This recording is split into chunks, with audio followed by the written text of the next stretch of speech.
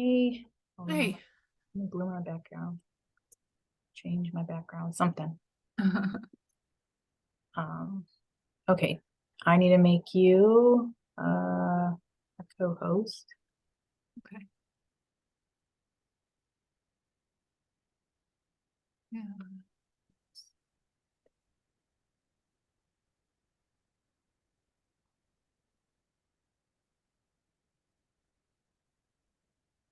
There, do you see all the things?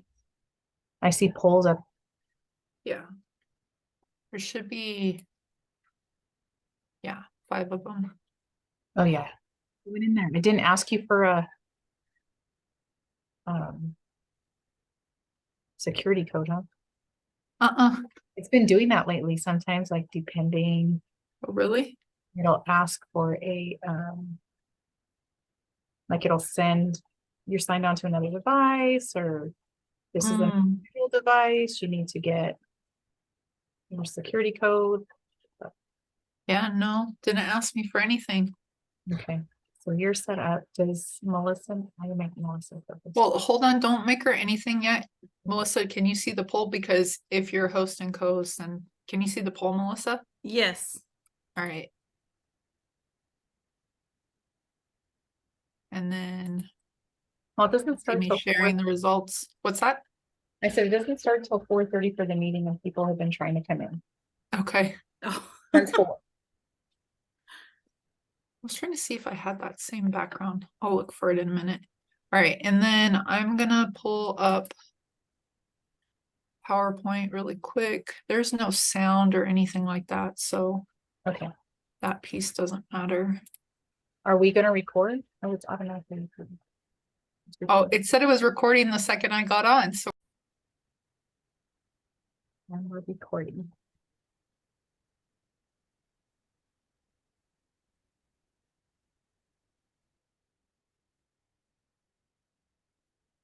All right, good evening, everyone. Welcome. We are so excited to present with you to this group tonight. And a little bit early, I was really in the fall mood putting this together. I thought today was the first day of fall, went back and checked and realized it's not until Saturday. But the wind last night definitely felt like we're getting into that fall season. So thought I'd just add a little bit of happiness to our presentation tonight. So I hope you guys enjoy it. Like Heidi said, I'm Jennifer Roundtree. I'm program specialist at Desert Mountain SELPA. My area is autism. And I just love everything about it, everything that we do in supporting our community and sharing resources and information and support in this area. So tonight we're going to be talking about embracing neurodiversity, autism advocacy, and education. We're going to share some great resources with you and just jump in to a little bit about what it is, what our rates are, what's neurodiversity in relation to autism, and those strengths and those characteristics. Before we get started though, I want to let Melissa jump in and introduce herself to the group.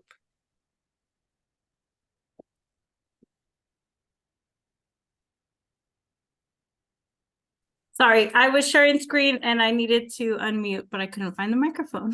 Hello, everybody. So I'm Melissa De Silva, intervention specialist, and I have the pleasure of working alongside Jennifer, supporting all of the autism work. And like Jennifer, I just have a passion for everything we do. So I'm happy to be here, and we will have a great presentation for you. And I love the fall too, so it was exciting. All right. Give Melissa 1 second, pull it back up, and we will move on.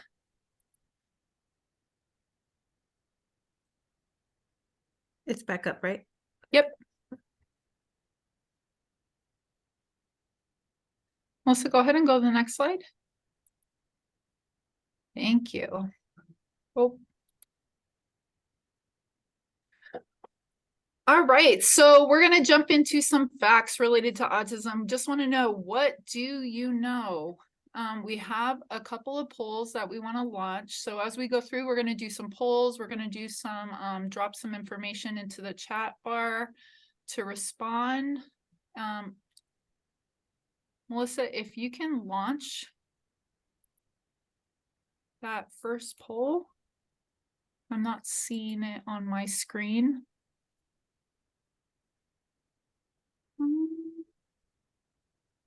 Heidi, do you see the first poll? Are you able to launch it? It says prevalence in US. It should be relaunching now. There it is. Perfect. If you guys just want to take a couple of seconds to answer that poll question, just looking at what are our current numbers for autism in the US?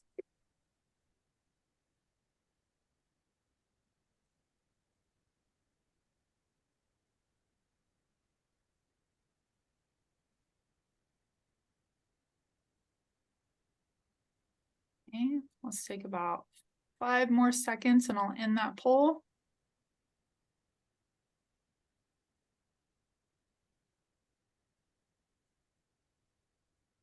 All right, and I share the results. As you guys can see, we have a little bit of variation in everyone's responses. So just so everyone's on the same page, our current numbers as of the ADDM report released in March of this year is 1 in 36 in the US. So I don't know if you guys have watched, but the numbers have changed, right?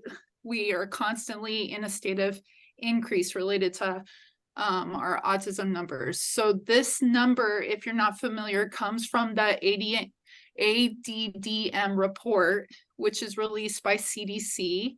On the screen, there's a QR code. If you're interested, you can scan that QR code and it'll take you straight to that resource where you can look up all the details that we're sharing with you related to this slide. But a little bit about how that works is across the US, they do a survey for different states in relation to how many children age of 8 have been identified as having autism, characteristics of autism, receiving supports related to that, any of those pieces. And then they take an average from across all the states throughout the United States. And that average is what creates the 1 in 36 number.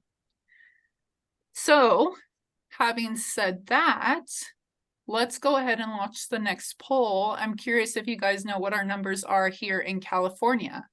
So what the poll is going to ask you are our numbers higher, lower, or the same as those across the US?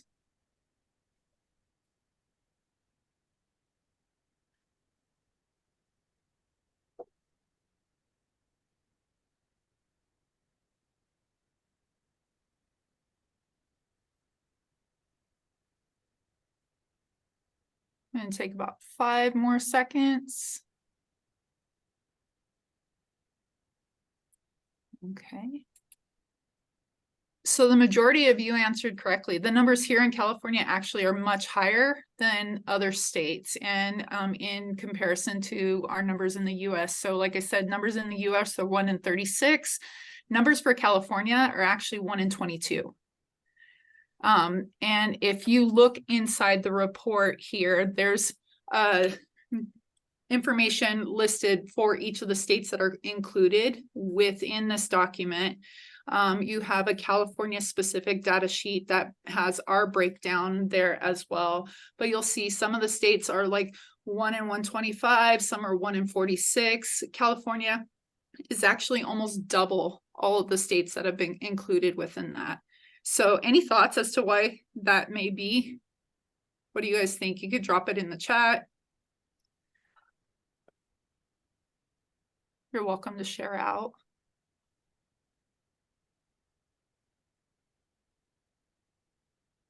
I think one thing I've noticed in California compared to other states is there's a lot more resources and screening for autism than other places.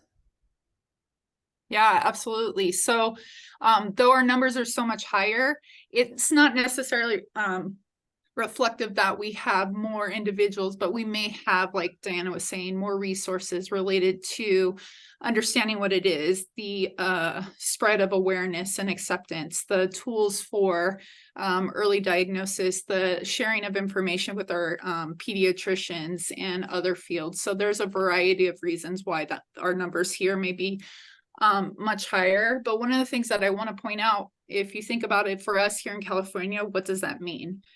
It means that we need to do our best to really work at how do we support our group, because it is so prevalent, right? So in our classrooms, in our communities, what are we doing in order to really make things accessible, make things available, making sure that we're all in a place where we're able to successfully interact with each other and support those that are around us. In our classrooms, 1 in 22, if our classroom size is anywhere from 22 to 35, you're looking at probably one kiddo with autism in each class, even if they're not specifically identified or on an IEP. So just being able to be aware of that, what does that support look like, or what are the possible differences in the way the student learns or the way the child learns and expresses themselves.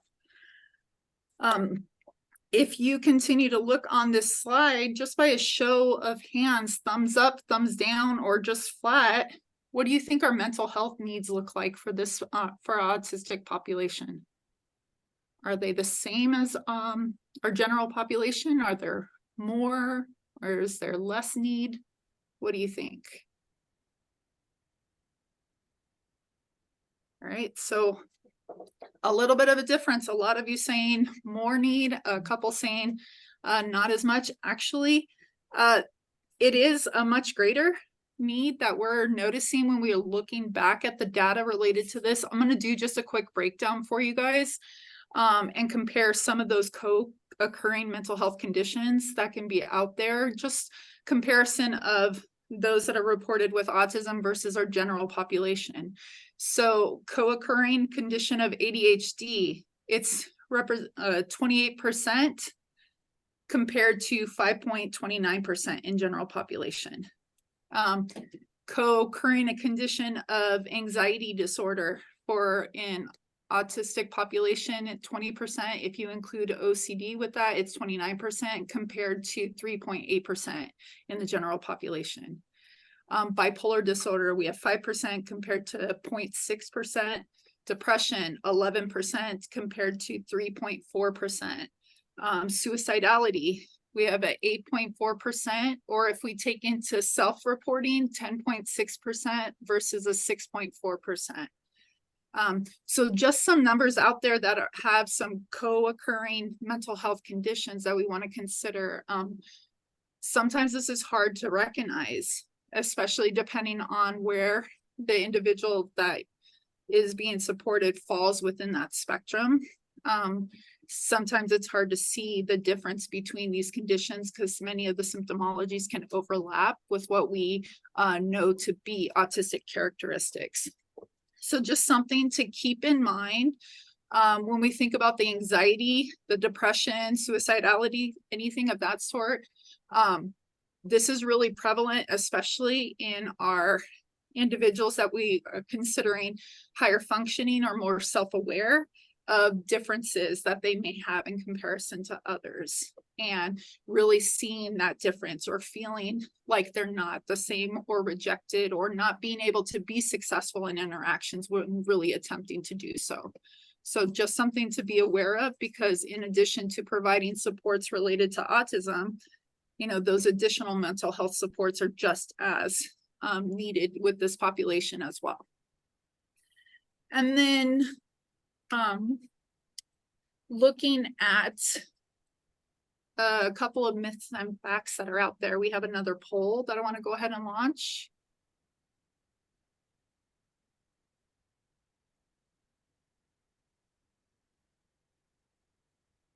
All right, so we have 5 items on here that I'd like you guys to go through and just see, is it a fact or is it a myth?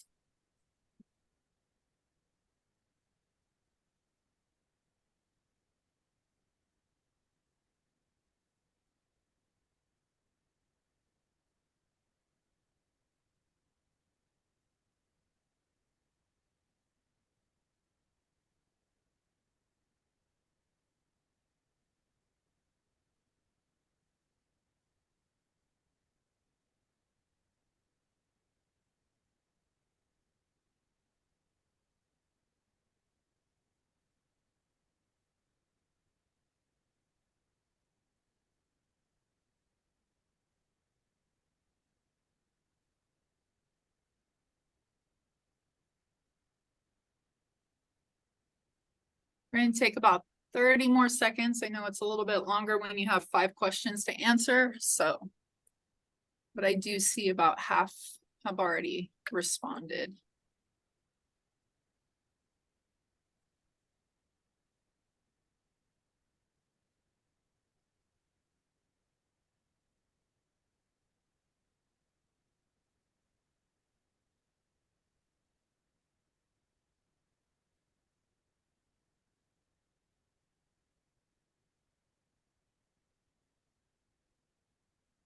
About 5 more seconds. Go ahead and finish up that last response.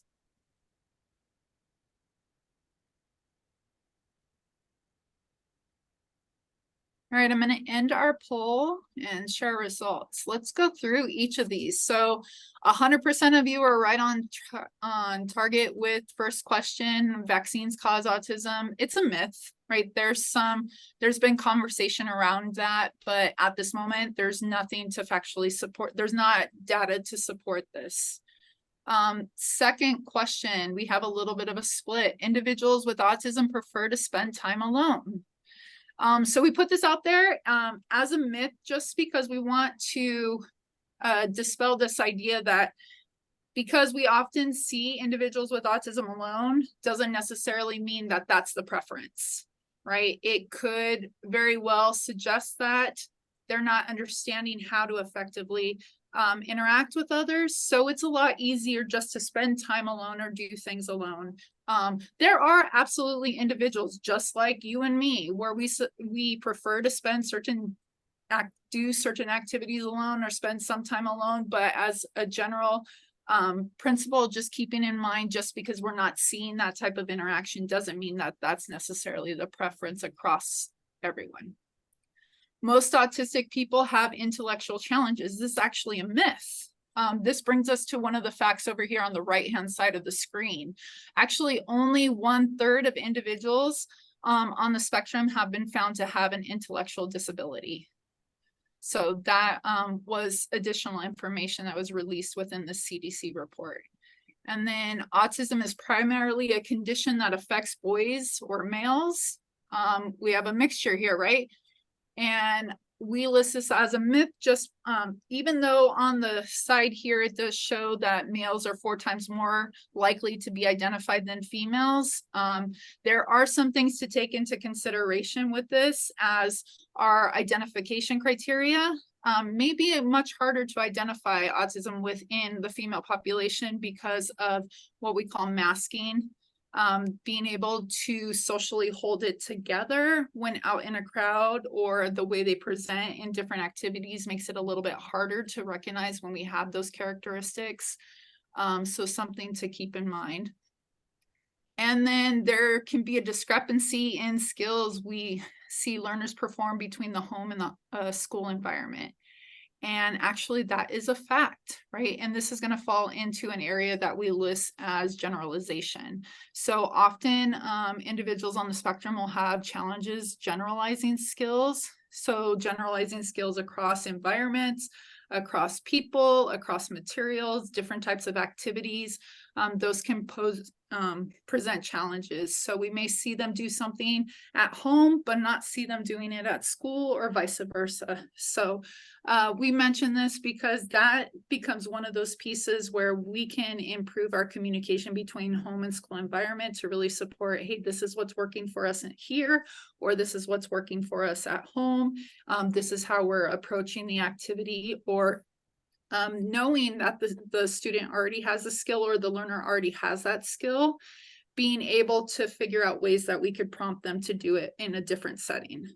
So thank you all for completing that. The other piece I wanted to point out just on this screen is there is information in the report related to ethnic differences. And if you can see, the Asian Pacific Islander population is highly identified here. And then we have our Hispanic group, our Black group, and then white as well. So that information is within the report if you're interested in that.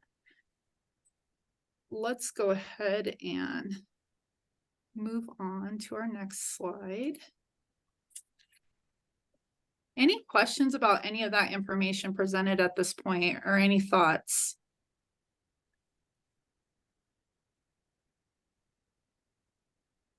So we have another poll, just a quick question for you. What is it? Is it autistic or is it person with autism? Oh, let's go back one slide.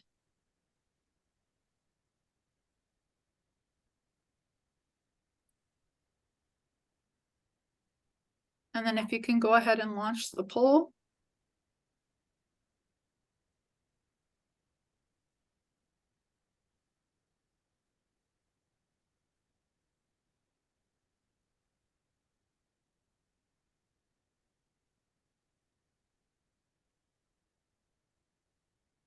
All right, about 10 more seconds. I have the majority of us responded.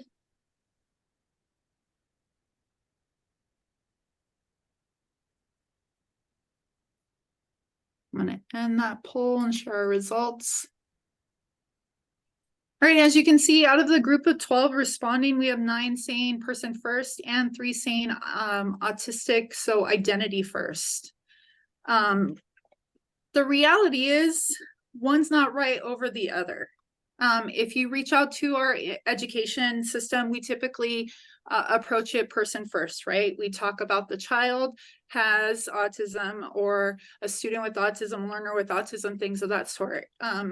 You reach out to the autistic community, you'll hear I'm autistic, or you know, my autistic son, or something of that sort. It just varies across, and those are just 2 examples, and it could overlap across each of those environments. There's no right or wrong answer, and that's really the way we look at it. Even we have a colleague who has an adult son with autism, and I've asked her about this, you know, what do you say? Do you prefer my child with autism? Do you prefer my autistic son? And she said, honestly, I don't know. For me, I just always said my son has autism, but she went and asked him about it. And when she asked him about it, he said, why can't you just call me Jason? Right? So this is why it says, hello, I am right here. If we go back, because whether you use autistic or person with autism, if we start with the person's name, hello, I'm Jennifer, and I ask what your name is, or I know a student by their name or a child by their name, and I call them by their name, and then we have the conversation. We ask them, which one do you prefer, right? Do you want me to refer to you as autistic, or as a family, do you want me to refer to your child as a student with autism? What is the preference? Sometimes that conversation can be a little awkward, and totally get that. But other ways that we can take this preference into consideration would be listening to the family, listening how they speak about their child, listening how they interact with each other, and following suit, following the language that they're using as a way to really be respectful of their preference. But I put that out there because this is huge in the community. And it's been huge in the community for a couple of years now, but really there's a ton in support of the identity first. There's a ton of people in support of person first language. So the reality is, I think it's just a preference, and following the example or the lead of the person that we're speaking with and interacting with. If we go to the next slide.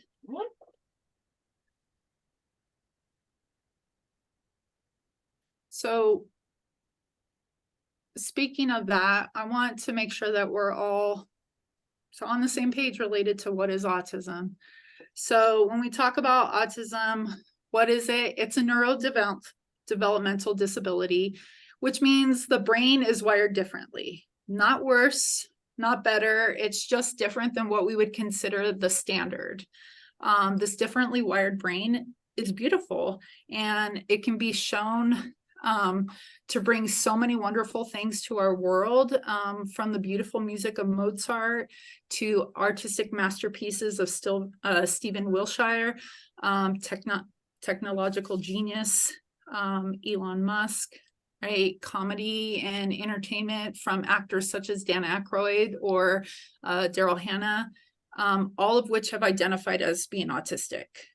So just an example of how the brain can look different than what we would consider to be the standard. but doesn't mean it produces any less, as long as we understand that the understanding and the learning of the individual with this brain is different than what we may be doing typically, or what we may be used to doing. So thinking about what's being shared by that person as being slightly different, or it's coming out in a different way than maybe we understand, and how do we work to support that? How do we work to have a better understanding of how they interact with each other and environment, or interact with us, and how that interaction may look different than what we have done in the past, or what we are currently doing, and how can we consider that in how we're supporting these individuals. That also highlights many strengths that we have within these neurodivergent brains. So strengths from being extremely creative, or having really strong visual processing. Also strengths related to focus on attention to detail, or memorization, being really great at memorizing things. Also being able to highly focus or concentrate on something to a point where they can pick up on details or share things with us that we may miss when we're moving from one activity to the next so quickly. But also with strengths, we do have the areas that are impacted, the areas that are those characteristics of autism, which have lead to an autistic diagnosis. So those are the things that we have listed here on the screen. We have that social communication deficit, as well as restrictive patterns of behavior. If we go to the next slide, we're going to jump into a little bit more about that. So what you guys see here on the screen is a different way of looking at what we consider the autism spectrum. So there's two characteristics that we identified that lead to an autism diagnosis, right? The social communication and the restricted patterns of behavior, but it's also a spectrum. So being a spectrum means that we have individuals that fall anywhere along that, where they're severely impacted, to those that are functioning without any supports. Typically, when we think about a spectrum, we'll think about left to right or top to bottom, and we're really limited in what that looks like, with the left or the top being those that are the least impacted, and those moving towards the right or down the spectrum being those that are more impacted.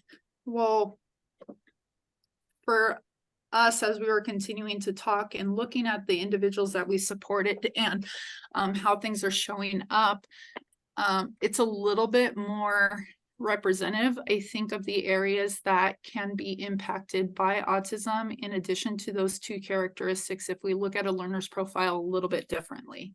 So looking at it in relation to this circle graphic that you see here. So we still have the movement from left to right, where something's less impacted, all the way out to the right with it most impacted. So those blue circles all the way out towards those orange circles. But what it does is it divides it up into these additional areas where those characteristics can also show up as an impact. So from verbal and nonverbal communication, motor skills, social skills, information processing, repetitive patterns of behavior, perceptive thinking, executive functioning, and social processing. And the reason we look at it this way is because you can have an individual who is impacted in one area and really not in another. So you can have an individual that's really strong in their verbal and nonverbal communication skills. They're really strong in the way they process information, really strong in their social interactions with others, but they struggle with their sensory processing. They struggle with that perseverative thinking. They struggle with those executive functioning skills. So that planning, the organizing, getting started on tasks. So when we look at the spectrum a little bit differently, it helps us highlight specific areas in which a student or a child or an adult, whoever you're supporting or working with, may be struggling outside of those two basic characteristics that we talked about. And how they may need additional support in any of these areas that are listed on the circle. So thinking about the individual in your life, whether it's a student, whether it's a child, whether it's an adult, if we take a step back and think about the different areas along the circle, how might they be showing up, or where might there be an area that they're struggling in, where we want to look at how can we provide some additional support versus an area where they're excelling really strong in, and how can we build off of that? How can we take that and run with it as a way to really help them move forward in their life and whatever they're doing? Has anyone ever seen anything similar to this or thought about the characteristics through this lens, really where we're pulling in these other areas that may be impacted? Or can you see the benefit of looking at it beyond just those two typical characteristics we focus on, the social communication and the repetitive patterns, but seeing how this may show up in these different areas as well? My son has a lot of problems with sensory processing. He has a lot. He has pica and he's, my goodness, but he talks a lot. Yeah. His talking is like, sometimes like an adult, the words he used. But in social skills, as long as he feel comfortable, it's okay. But then he won't talk. And yeah, the mostly thing I think is the sensory. Yeah. I think he has visual processing too. Okay. So when you think about those two characteristics, right, sensory is not part of those, not one of the two characteristics listed, but we bring it up here because it's so often a co-occurring area for our individuals on the spectrum. And the perseverative thinking, right, and the communication and language, that looks different, right? So it may sound like I'm talking in a way that's way higher maturity level than those that of my same age individuals, or way immature, right, and compared to same age peers. So it just depends. It could be anywhere along that spectrum.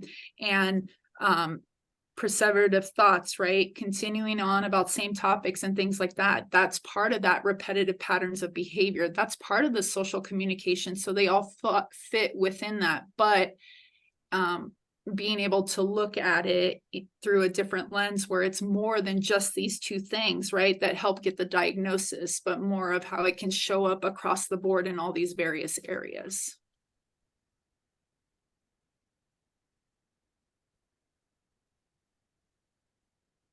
As an extension of that, we take those areas and we break it down into 4 major areas that are impacted by autism. So we have the social skills, communication and language, restrictive patterns of behavior, as well as thinking and learning. Melissa, as I'm going through, you want to jump in at any point, please do, or if you like to jump in, please feel free. Right.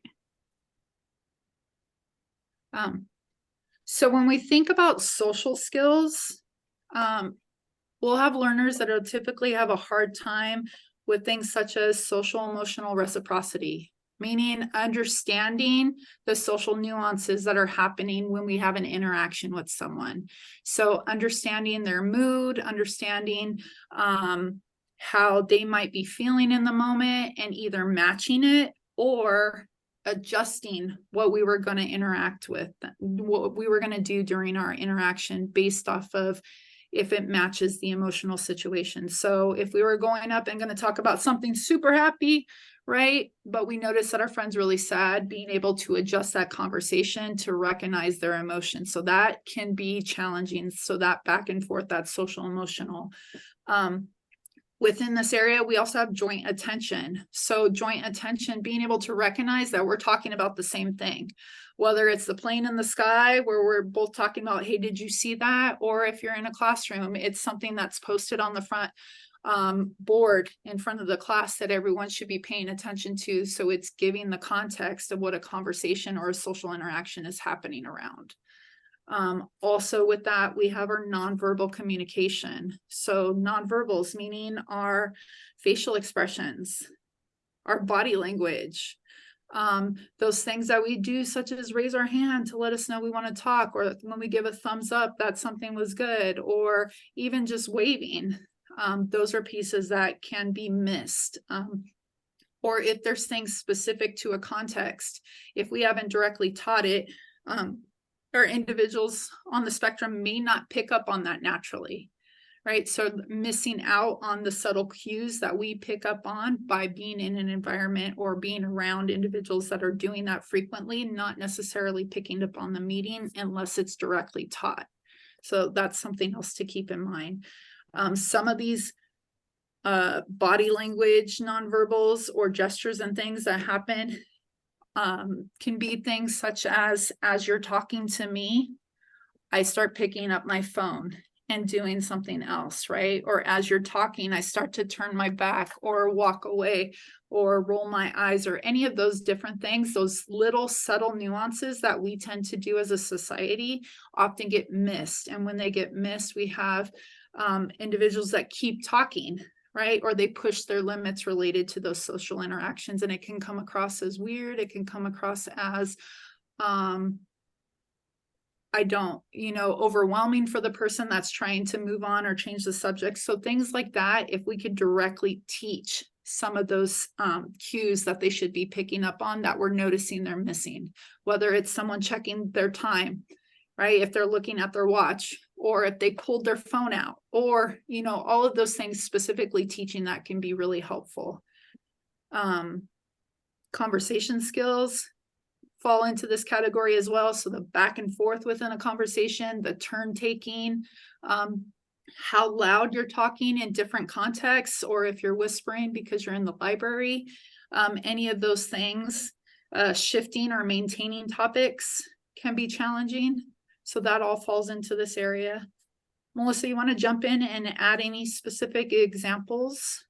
For the verbal and expressive language, echolalia, delayed or immediate echolalia, so like unusual speech patterns, and then the restricted repetitive patterns of behavior. So the learners may have a hard time with movements like stemming, or like routine and needs for sameness and focused interest, or those sensory challenges that we talked about. And for thinking and learning, hard time with organization, planning, or trouble multitasking and just getting started with a task right away. And the adaptive skills, so are they completing age appropriate tasks, and anything else? I think the other thing I want to point out under like this communication and language section that we often forget about is we'll see challenges related to following directions or understanding questions or responding, and we forget to take into consideration there may be a processing delay related to verbal language, because we have a strength in visual processing, right? But often the auditory processing is a little bit delayed. So giving time for that processing to happen can be really important, especially when thinking about we gave a direction or there's multiple steps that needed to be completed for something, or making sure that there's that verbal understanding. Some of the ways we can support that is by just pairing it with a visual, or making sure we're giving 5 to 10 seconds for the person to respond or recall the information in order to give them time. And abstract language falls into this communication and language category as well. So those are the things that we say, like it's raining cats and dogs, or so the figurative language, or even nowadays there's so much slang that's out there that our kids are using, from cap, which means lie, right? Or no cap, not lying, or bet, meaning yeah, I'm gonna go ahead and do that. Or using text talk, right? So AFK, meaning away from keyboard.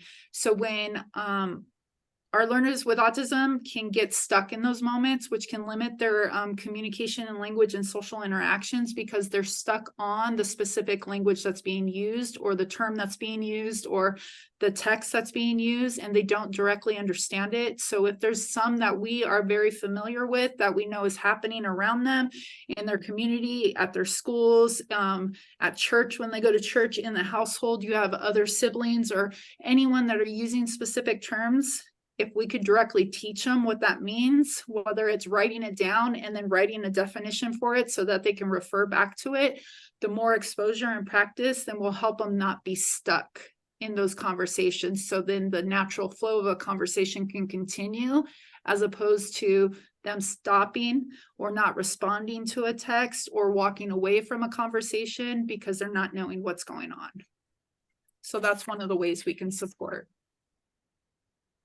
And then Jennifer, you mentioned using visuals. So visuals can be something as easy as a picture of a red light, meaning not your turn, or stop, not right now. And then a green light mean, okay, go. And it could be like your turn to talk, or it's your turn to play in this game. And it's just a simple picture. You can even pull up a picture on your phone and show, oh, red means no, not right now, or off limits. So easy visuals, examples. Visuals can also be written words that you put on a whiteboard, a piece of paper. If you're in the middle of having a conversation on the phone or talking with another student, putting on a Post-it, wait, or just a minute, or any of those can work as visuals as well. They're those pieces of information that stay once your words go away. So whatever form it takes, can be anywhere from a picture to an actual written word, like many of us use when we're reminding ourselves about different things. So I'm going to go ahead and move us on. At any point, if you have questions, please drop them in the chat. Melissa and I will look over it. We'll stop in the moment if we can. Otherwise, we'll get to them at the end of our time. So we're going to talk to you guys about evidence-based practices. Before we do that, I do want to launch one more poll.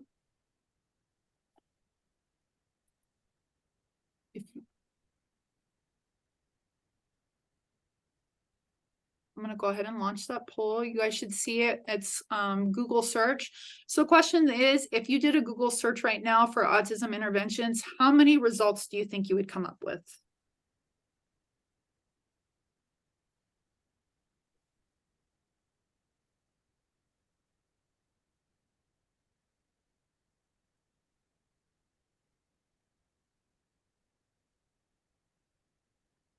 All right, we're going to take about 10 more seconds.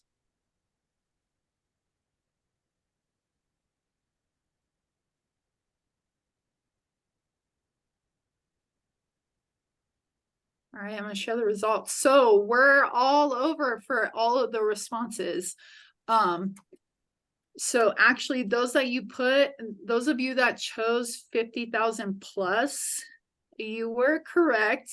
And the reality is 50,000 isn't actually even close. We did the Google search today for autism interventions, and what we got was 58,900,000 results. So I don't know about you guys, but I don't have time to go through 58 million results to find out which ones are actually going to work, which ones are effective. So luckily for us, we don't have to do that. We do have a report out there called the Evidence-Based Practice Report. This one was released in 2020 from the National Clearinghouse on Autism Evidence and Practices, or NCAPE. You guys have the link here. You can also scan the QR code and it'll take you directly to a PDF version of this report. But what this report does is it highlights the 28 evidence-based practices that were found through a review of all the research and literature that's out there. And these 28 evidence-based practices are those that have been found to be effective in a variety of settings, from the community to the home to the classroom, and they're effective for age range 0 to 22. is the evidence that's currently out there actually is effective with those beyond age 22, but the research that is supported within this document goes up to age 22, and in a variety of domains. So what I'd like you guys to do, and you could just drop it in the chat, look over these 28 really quick. Which ones look familiar to you? Which ones are you currently using or used it before, or you have heard of?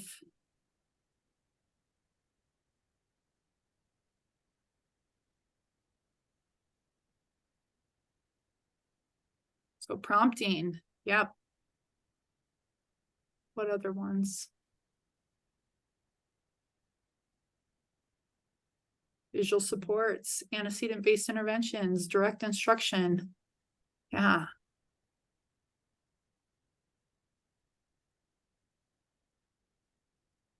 So some of the ones that we typically hear of and that we see while we're out in the field or just working with various individuals are those antecedent-based interventions. So those are the things that we do preemptively, like setting up our environment or letting someone know something's going to happen beforehand.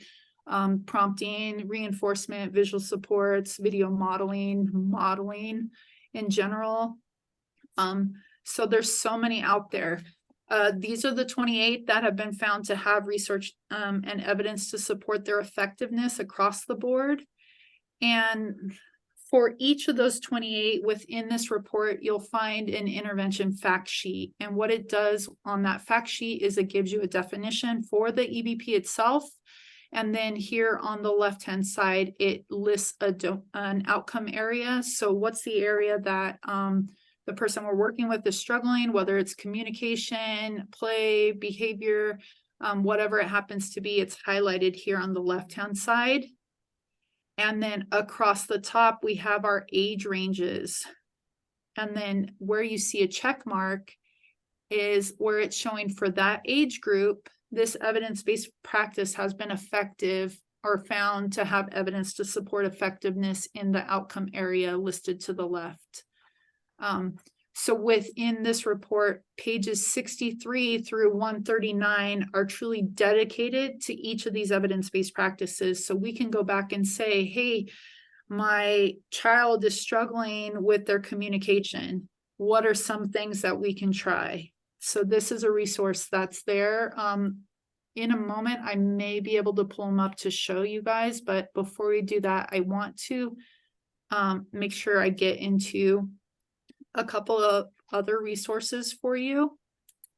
And then I'm going to pull them up to show you what they look like. So one of the best resources that we found have been the Affirm modules. And the Affirm modules have multiple modules within them. They are free. They're self-paced. And if you scan the QR code here, it'll take you directly to that login page. You just need to you put in an email and create a password, and then you have access to all of the modules that are there. They have online modules related to an introduction to autism. They have all 28 evidence-based practices are on there for free to use. They have modules on there specifically geared towards paraeducators. They have modules on there for toddler age, as well as some additional modules related to playgroups, PECs, and just a couple of other ones, including selecting an EBP. So it walks you through the process of, okay, we know there's these 28 evidence-based practices out there, but how do I know which one I want to use? So it helps with that connection of, if you have an IEP, matching what's on the IEP to a specific evidence-based practice. So there's a module on there to walk you through that process. The other thing that I would say in relation to the evidence-based practices, if you're familiar with any, those would be places to start, right? Start with what you're familiar with, start with what has been known to work effectively with the learner before. That's a way we can pare down those 28 options. And once you finish each affirm module that you complete, you do get a certificate that you completed that specific module. And there's a certificate of completion for each module that you complete. Awesome. Thank you, Melissa. I completely forgot about that. And they're self-paced, so you can go in, start it, and then stop it and come back to it at any point. Typically, they're between an hour and a half to 2 hours at the most. Another thing I wanted to share with you guys related to the Affirm modules are there are a variety of resources.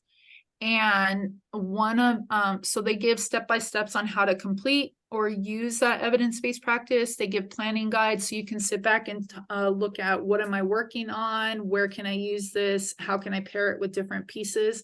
And then one of the pieces that I really like is this companion guide, which you see here on the screen.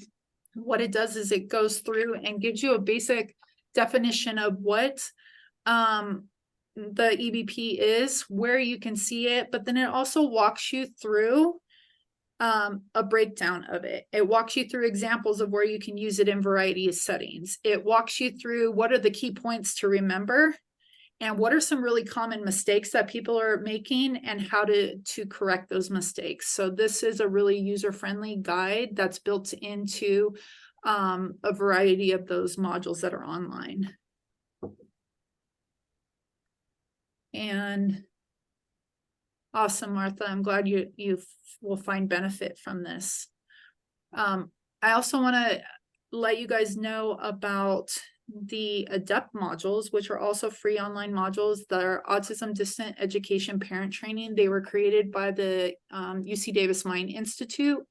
They have 2 specific modules on there, strategies for teaching functional skills, which includes ABAs of skill teaching and understanding reinforcement, using reinforcement effectively, creating task analysis, understanding prereq skills that are needed, how to do prompting and chaining, all of those different pieces. And then a second module on positive behavior strategies for supporting your child. It talks about how do you change your thinking around behavior, learning and understanding of behavior, the ABCs of behavior, antecedents for behavior problems, preventing triggers, all of those different pieces. And these modules are available in multiple languages. So we have English, Spanish, Korean, Chinese, and Vietnamese. So they're available out there. They have again, they're free, they're self-paced, but they break it down really well for our parents and pair it to what you would be doing in a home or community setting. So you can use the QR code that's on the document that was sent to you guys or here, and it will take you directly to that page so you can access those modules.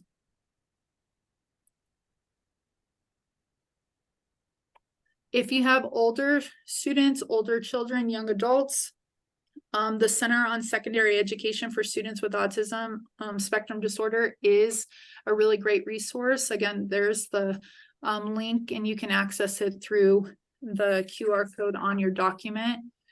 There are a variety of resources, but 2 that I really want to highlight for you guys are what we call our peer-to-peer guides, as well as our Autism at a Glance. So with the peer-to-peer guides, you have a document that was written by a young adult for the young adult with autism or for the teen with autism. So it takes a variety of topics through the lens of that teen or young adult. And what would you be seeing? What would you need to know? So this one highlighted here is talking about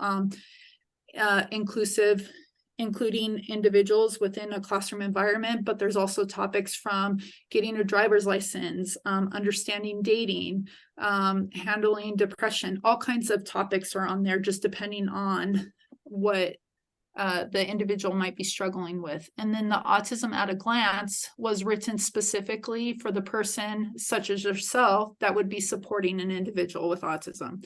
So it takes a variety of topics. It explains what the topic is. It gives you an idea of what that might look like in for someone that has autism, and then what can you do to support them. So the one I show here is depression in autism, but they also have the anxiety. Again, they have options related to dating, as well as exercise, safe relationships, communication at the high school level, developing self-determination, money management. So there's a variety of topics on there. So these are 2 resources within that secondary education website that I find to be extremely helpful. And then, sorry, I clicked on it too quickly. I do want to back up really quick. Melissa and I are part of a group across the state called Captain. If you've heard of the group Captain before, it's the California Autism Professional Training and Information Network. Your local group is Captain X. We do have a slide with that information, but it's basically across California. We're divided into 17 regions. The goal is to bring information and resources about autism to the state of California, and it is composed of individuals from the education field, as well as family resource personnel, as well as our regional center. And we come together and develop a variety of resources, share out things of that sort. So there is the Captain website, captain.ca.gov has the majority of everything that I've shared with you guys today in relation to resources can be found on that website. They're also on social media. You can follow them at Captain or Captain_EBPs. And then locally, Melissa and I are part of a group that offers real talks that are autism specific. And what we do is we get together monthly. We highlight one of the evidence-based practices. We talk about what it is. We give examples of what it would look like, ways that we could integrate it within the various activities, whether it's at home, whether it's at school, wherever it happens to be.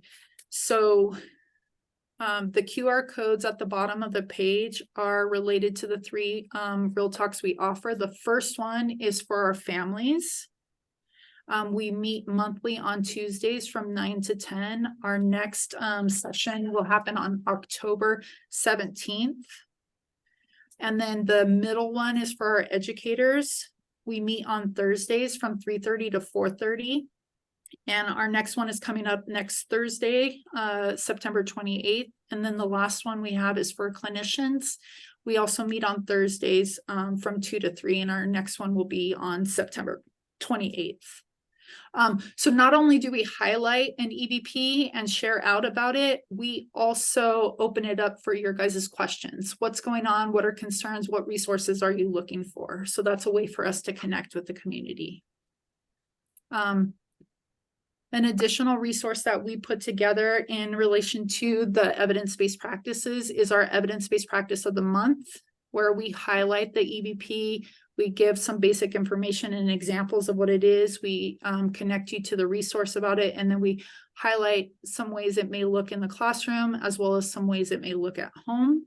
If you're interested in receiving this, scanning the QR code will take you to a Google Doc to get added to our email list. We currently have 20 of these completed for the 28 EBPs, and they're available in both English and Spanish. And then, like I said, our local Captain group is called Captain X. Melissa and I are part of that group. We are on social media. So you can scan this and follow us there. We post updated resources, reminders about our real talks. When the EBP of the month has been released, we share it out that way. Again, all of these are on the document that was sent to you guys. So if you want to scan that, you have that available. And then that was it. Melissa and I are your 2 local autism supports here from the SELPA, so feel free to reach out to us at any point if you have any needs, questions, support, training, anything of that sort. We're happy to help you. And I'm looking over the chat really quick. I do see one question. So yes, all the resources and information and online modules will be really beneficial for school as well. And they're available to anybody, whether you're in the school setting, the home setting, community partner, whoever it happens to be, they're free and available for anyone that could would need access or looking for more information. And that's all Melissa and I have. So if you guys have any questions, I know we're up to the last minute. My apologies. You're very welcome. Absolutely. Melissa, do you want to stop sharing?